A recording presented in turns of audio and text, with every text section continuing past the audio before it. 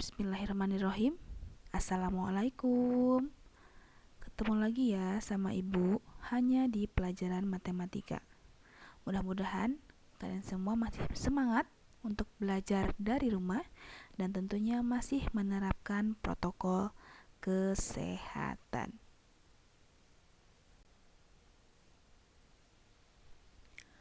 Kompetensi dasar hari ini adalah menjelaskan dan menentukan kesebangunan dan kekongruenan bangun datar. Kemudian indikatornya adalah mencermati benda di sekitar yang berkaitan dengan kesebangunan dan kekongruenan bangun datar. Tujuannya, siswa diharapkan mampu memahami dan menentukan segitiga-segitiga yang sebangun. Dan materi ajar hari ini adalah syarat dua segitiga yang sebangun.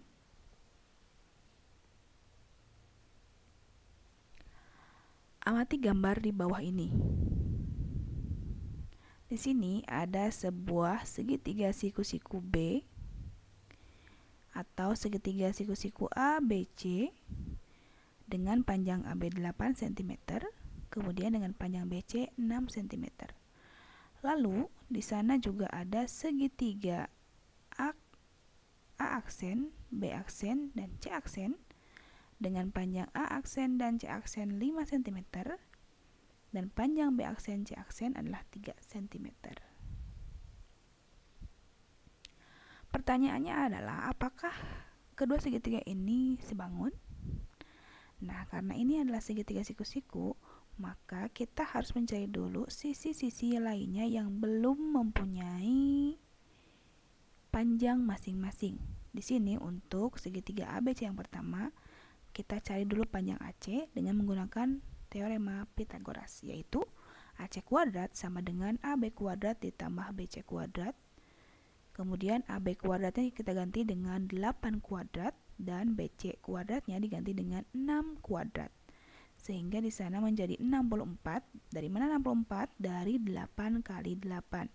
Dan 36 dari 6 dikali dengan 6. Sehingga totalnya adalah 64 ditambah 36 menjadi 100. Sehingga panjang AC adalah akar dari 100, yaitu 10. Lalu, di bagian kedua alias segitiga siku-siku A aksen, B aksen, dan C aksen, kita mencari dulu A aksen, B aksen kuadrat, yaitu A aksen C aksen kuadrat dikurangi B aksen C aksen kuadrat. Kemudian kita ganti A aksen C aksen kuadratnya menjadi 5 pangkat 2. Kemudian B aksen C aksen kuadratnya menjadi 3 pangkat 2. Sehingga di sana menjadi 25, yaitu dari 5 dikali 5 dan 9 yaitu dari 3 kali 3. Sehingga hasilnya adalah 16, sehingga A aksen B aksennya adalah 4, dari mana 4 yaitu akar 16.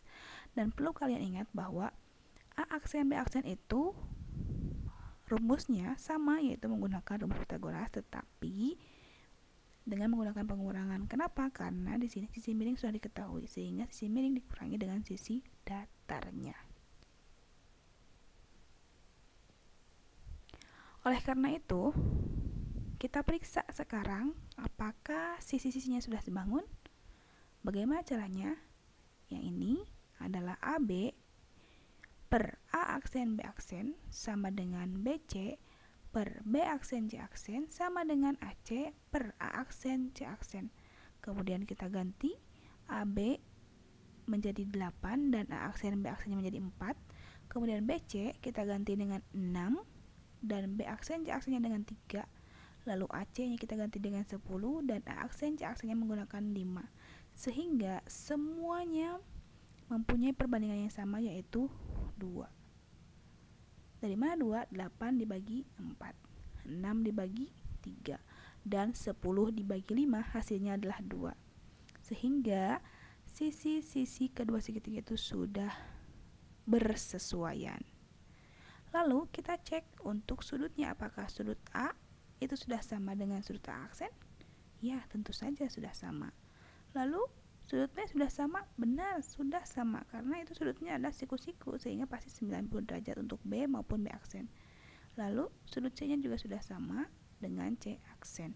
Sehingga karena kedua syaratnya sudah dipenuhi, yaitu sisi-sisinya sudah bersesuaian dan juga sudutnya sudah sama besar, sehingga segitiga ABC itu sebangun dengan segitiga A aksen, B aksen, dan C aksen. Yang kedua, kita lihat contoh berikut.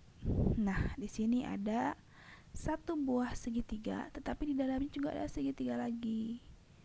Pertanyaannya adalah, jika DE sejajar dengan BC, apakah segitiga ADE sebangun dengan segitiga ABC? Lalu, jika BC-nya sama dengan 6 cm, CE sama dengan 3 cm, dan AE sama dengan 6 cm, tentukan panjang DE. Nah, kita jawab yang pertama untuk soal yang A, karena DE sudah sama dengan karena DE sejajar dengan BC, sehingga sudut DAE kalian lihat di sana itu berimpit dengan sudut BAC, tentu karena memang sudutnya sama, yaitu sudut A. Lalu sudut ADE juga sama atau sehadap dengan sudut ABC, artinya papayun-payun. Lalu di sana ada sudut AED, itu juga sama atau sehadap dengan sudut ACB, sehingga kedua segitiga di atas sebangun. Segitiga yang mana? Yaitu segitiga ADE yang di dalam lingkaran. Ulangi, yang kecil segitiganya, kemudian sebangun dengan segitiga ABC yang besar. Lalu yang kedua, karena segitiga ADE-nya sudah sebangun dengan segitiga ABC, maka DE per BC itu sama dengan AE per AC. Maka DE per BC sama dengan AE per AE ditambah CE. Kenapa di sana AE tambah CE? Karena kalau kalian lihat di gambar lagi, AE itu dibentuk dari AC ditambah CE, sehingga DE-nya tetap karena yang dicari. BC-nya kita ganti dengan 6 dari soal, kemudian sama dengan 6 per 6 ditambah 3. Kemudian DE per 6 sama dengan 6 per 9. 9-nya itu dari 6 tambah 3. Lalu kalian kali silang sehingga DE-nya menjadi 6 kali 6 dibagi 9 yang hasilnya adalah 4. Dari mana 4? 6 dikali 6 adalah 36. 36 dibagi 9 adalah 4. Sehingga panjang DE-nya adalah 4 cm. Mudah-mudahan untuk bagian yang kedua ini kalian bisa memahami, kemudian menganalisis juga bagaimana rumus yang dipakai, dan tentunya harus dilihat dulu gambarnya seperti apa. Yang terakhir adalah kuis.